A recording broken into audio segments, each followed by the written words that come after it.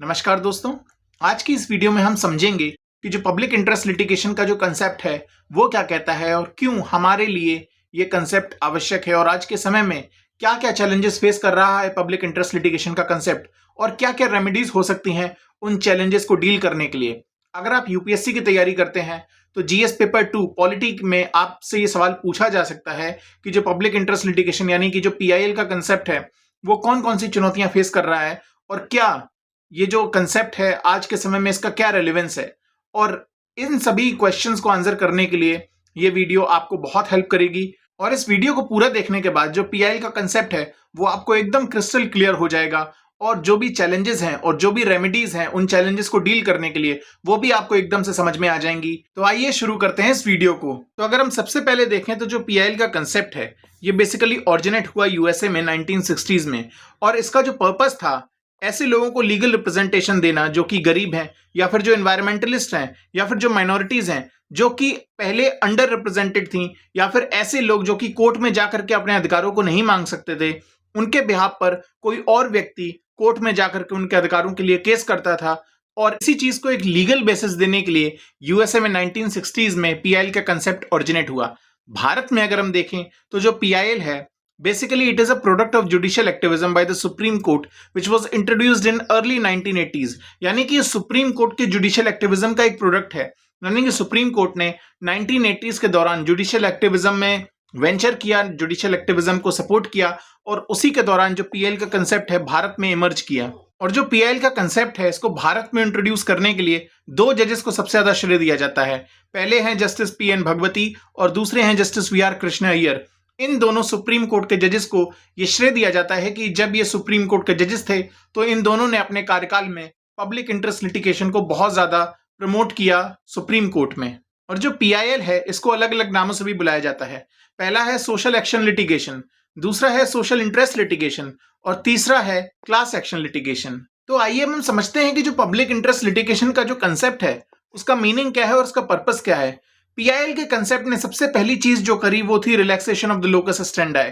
पहले क्या होता था कि जो व्यक्ति जिसके अधिकारों का हनन हुआ है वही केवल कोर्ट में जाकर के रेमेडी ले सकता था और इसी को लोकस स्टैंडाई का प्रिंसिपल कहते थे। और जो पीआईएल का कंसेप्ट है that is basically an exception to the principle of locus standi. It allows any public spirited citizen or social organization to approach the court on behalf of those who cannot do so themselves due to poverty, ignorance or disadvantage। यानी कि PIL का जो concept है ऐसे लोगों को allow करता है जो कि पब्लिक स्पिरिटेड हैं या फिर ऐसी सोशल ऑर्गेनाइजेशंस वो कोर्ट में जाकर के अप्रोच करें उन लोगों के लिए जो कि गरीब हैं या फिर जिन्हें लीगल रेमेडी का कोई भी रास्ता नहीं मालूम है या फिर जो डिसएडवांटेजेस ग्रुप्स हैं उनके बिहाफ पर कोई भी पब्लिक स्पिरिटेड पर्सन या फिर कोई भी सोशल ऑर्गेनाइजेशन उनके अधिकारों के संरक्षण के लिए कोर्ट में जा सकती है। और पब्लिक इंटरेस्ट लिटिगेशन का जो कंसेप्ट है ये बेसिकली इसको अलाउ करता है और जो लोकस स्टैंडाई का प्रिंसिपल था उसके लिए एक एक्सेप्शन की तरह काम करता है। और जनता दल वर्सेस एचएस चौधरी 1992 के केस में सुप्रीम कोर्ट ने पीआईएल को इस तरीके से डिफाइन किया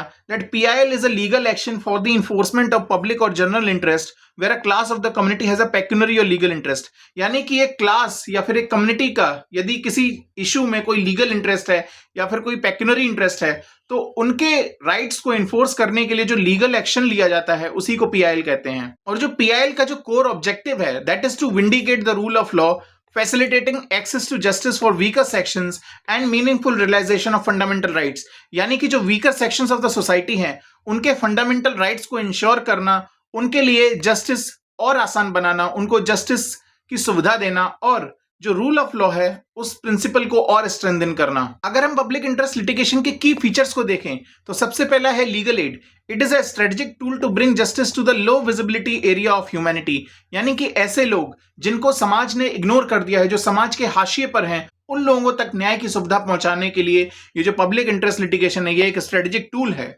दूसरा फीचर अगर हम देखें तो that is non adversarial. Traditional litigation में जहां पर दो पार्टीज होती हैं, पब्लिक इंटरेस्ट लिटिगेशन में दो पार्टीज नहीं होती हैं बल्कि पब्लिक इंटरेस्ट लिटिगेशन एक कोलैबोरेटिव एफर्ट होता है बिटवीन द पेटिशनर और या फिर स्टेट है और या फिर जो कोर्ट है, इन तीनों के बीच में जो एक कोलैबोरेटिव एफर्ट है ताकि ऐसे लोग जो कि डिसएडवांटेजेस हैं उनके राइट्स को इंश्योर करने के लिए पीआईएल एक कोलैबोरेटिव एफर्ट की तरह काम करता है। और जो तीसरा फीचर है पीआईएल का, यहाँ पर एक असर्टिव जुडिशियल रोल हमको देखने को मिलता है, यानी कि जो कोर्ट का रोल है that is more creative and assertive rather than passive, यानी कि कोर्ट इसमें एक्टिवली पार्टिसिपेट करती है और जो लोगों के अधिकार हैं उनको सुनिश्चित कराने के लिए कोर्ट एक्टिवली इसमें पार्टिसिपेट करती है। चौथा जो इंपॉर्टेंट फीचर है पब्लिक इंटरेस्ट लिटिगेशन का that is flexibility. Courts enjoy a degree of procedure flexibility unknown to traditional trials, though they must still follow recognized judicial tenets। यानी कि एक प्रोसीजरल फ्लेक्सिबिलिटी होती है पीआईएल के केस में जो कि ट्रेडिशनल लिटिगेशन के केसेस में नहीं देखने को मिलती है।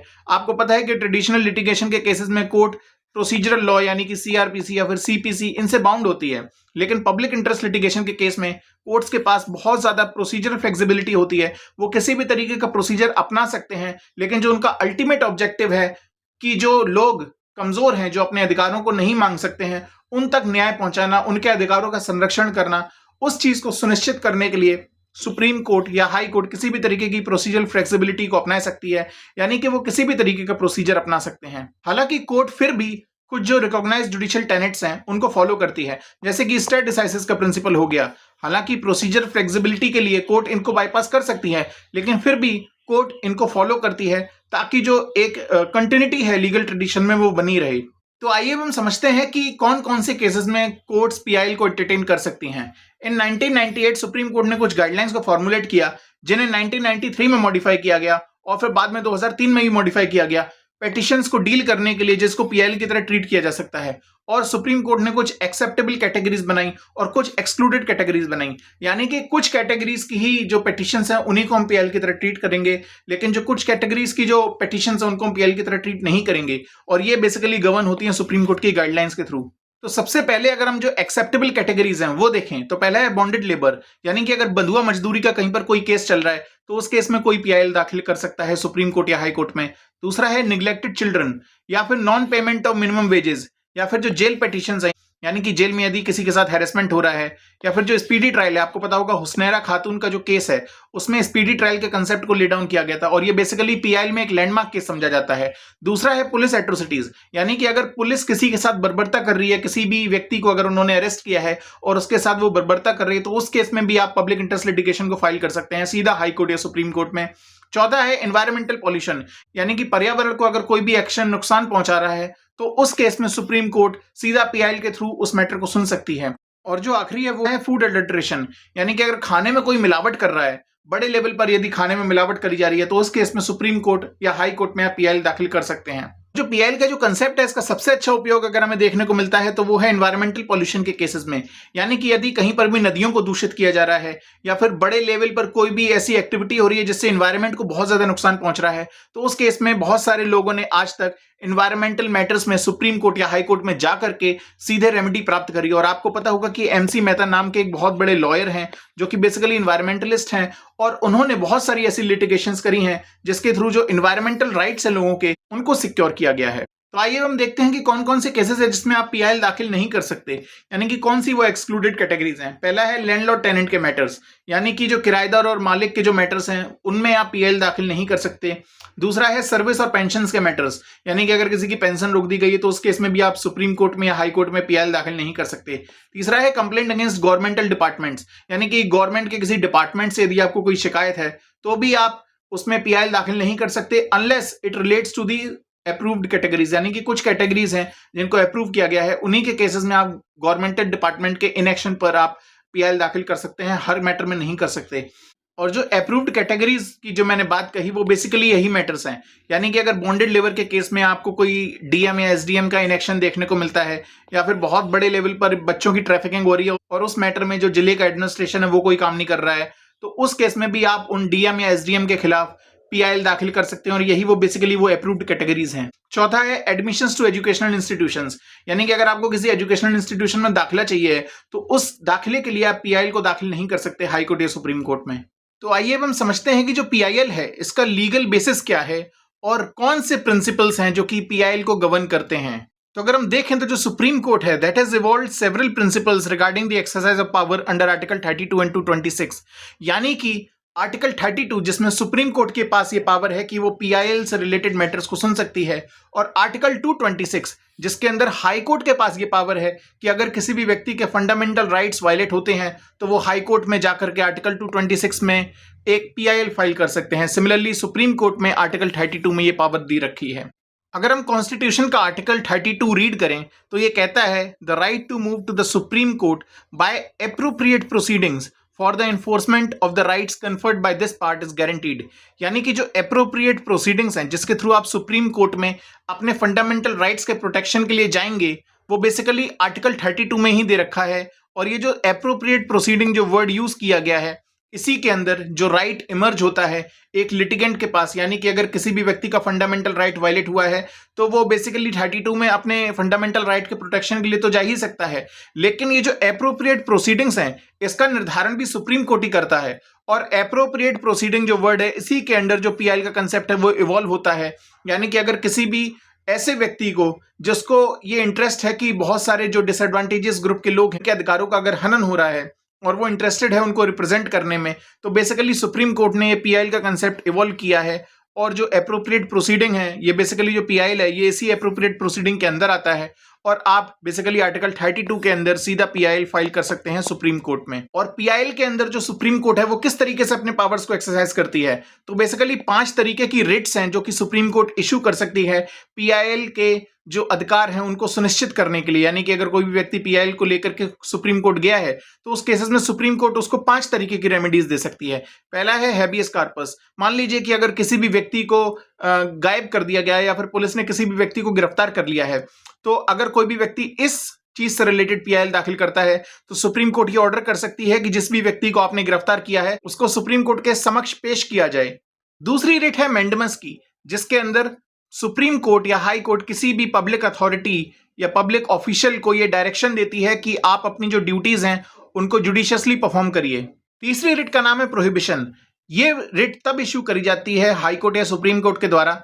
कि अगर कोई भी लोअर कोर्ट या फिर कोई ट्रिब्यूनल किसी मैटर की सुनवाई के दौरान अपनी ज्यूरिसडिक्शन को एक्सीड कर रही है, यानी कि उस प्रकार की ज्यूरिसडिक्शन या पावर्स को वो इस्तेमाल कर रही है जो कि उसके पास लॉ ने कन्फर्म नहीं करी है, तो उस केस में हाई कोर्ट या सुप्रीम कोर्ट प्रोहिबिशन नाम की रिट को इशू करके उसको इस तरीके की एक्टिविटी करने से रोक सकता है। चौथी रिट जिसका नाम है क्यू वारंटो, जिसका मतलब है बाय व्हाट अथॉरिटी, यानी कि अगर कोई भी पब्लिक ऑफिशियल ने गलत तरीके से किसी पब्लिक ऑफिस को कब्जा लिया है तो उस केस में सुप्रीम कोर्ट या हाई कोर्ट ये रिट इशू करके उससे ये सवाल पूछ सकता है कि आपने किस अथॉरिटी से इस पब्लिक ऑफिस को कब्जाया है। और जो 5वीं रिट है जिसका नाम है सर्श्योररी, जिसका मतलब है कि हाई कोर्ट या सुप्रीम कोर्ट इस रिट को तब इशू करती है जब भी कोई लोअर कोर्ट या फिर ट्रिब्यूनल ने किसी भी मैटर की सुनवाई के दौरान उस चीज को गलत तरीके से डिसाइड कर दिया है या फिर अपनी ज्यूरिसडिक्शन को एक्सीड किया है या फिर कोई एरर ऑफ लॉ कमिट किया है, तो उस केस में सुप्रीम कोर्ट या हाई कोर्ट उस कोर्ट को या ट्रिब्यूनल को ये डायरेक्शन दे सकती है कि आप ये केस को ट्रांसफर हमको करिए ताकि हम इस केस की सुनवाई करें,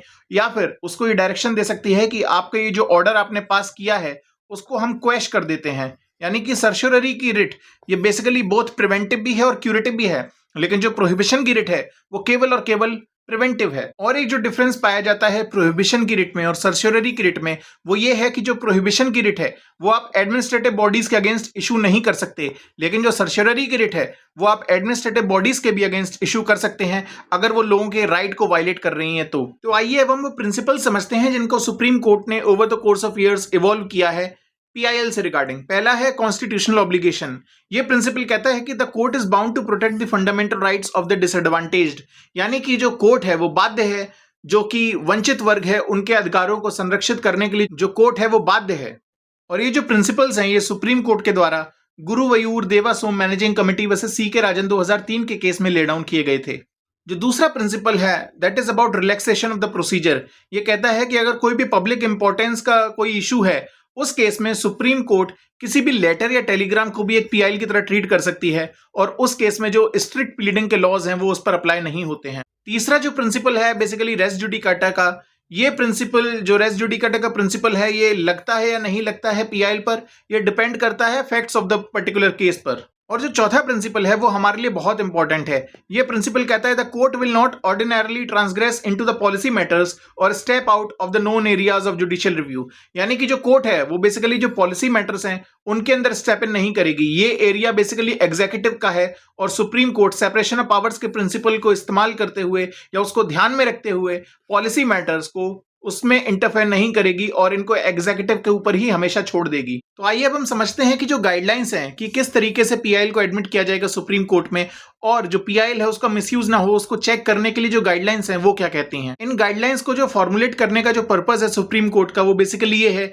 कि कोई भी व्यक्ति पीआईएल का मिसयूज ना करे। ये नहीं होना चाहिए कि कोई भी मुंह उठा करके चला जा रहा है कल को सुप्रीम कोर्ट या हाई कोर्ट में और पब्लिसिटी के लिए या फिर पॉलिटिक्स के पर्पस के लिए या फिर प्राइवेट इंटरेस्ट लिटिगेशन के लिए कोई भी सुप्रीम कोर्ट में जाकर पीआईएल दाखिल कर दे रहा है, जिसकी वजह से जो कोर्ट का टाइम है वो बर्बाद हो रहा है। और बेसिकली इन्हीं मिसयूज को चेक करने के लिए जो कोर्ट्स ने गाइडलाइन ले डाउन करी हैं ये हमें समझनी बहुत इंपॉर्टेंट है। पहला है that PIL should always encourage bona fide cases, यानी कि the court must discourage petitions filed for extraneous considerations. यानी कि पीआईएल जेन्युइनली उन्हीं मैटर्स में फाइल होनी चाहिए जिसमें किसी पब्लिक या फिर ग्रुप का या फिर कम्युनिटी का कोई बहुत ही ग्रेव इशू इन्वॉल्व है और उनके राइट्स का जो वायलेशन है वो बेसिकली एपरेंट है।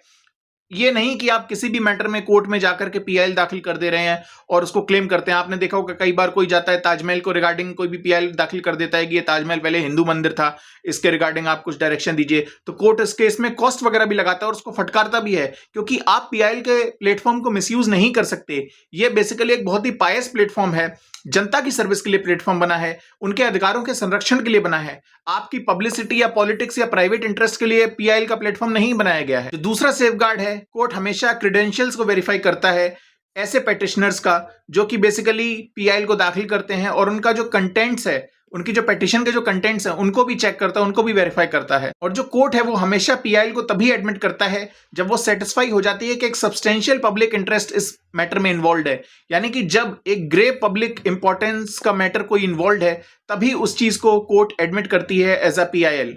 और कोई भी ऐसा अगर मैटर है जो कि ग्रेविटी या फिर जो अर्जेंट मैटर है उसको हमेशा प्रायोरिटी दी जाती है एज अ पीएल। मान लीजिए कि जो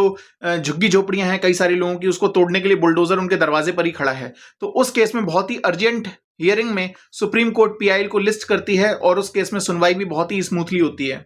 और जो पांचवा प्रिंसिपल है वो ये कहता है कि अगर किसी ने भी फ्रिवलेस पेटिशन यानी कि किसी भी प्रकार की झूठी पेटिशन सुप्रीम कोर्ट में दाखिल करी है पीआईएल के रूप में, तो उस केस में सुप्रीम कोर्ट या हाई कोर्ट एग्जेम्पलरी कॉस्ट उस पर लगा सकती है। यानी कि बहुत ज्यादा उसके ऊपर कॉस्ट या पनिशमेंट या फाइन तरीके का कुछ लगा करके ऐसे व्यक्ति को पनिश कर सकती हैं। उम्मीद करता हूं आपको ये वीडियो अच्छी लगी होगी और आपका क्या विचार है पीआईएल के रिगार्डिंग, और कोई भी यदि आपका क्वेश्चन है तो आप हमसे कमेंट सेक्शन में पूछ सकते हैं। और इस चैनल को सब्सक्राइब कर लीजिए और इस वीडियो को लाइक करिए इसी तरीके का और भी इंफॉर्मेटिव कंटेंट लॉ पर पाने के लिए। धन्यवाद।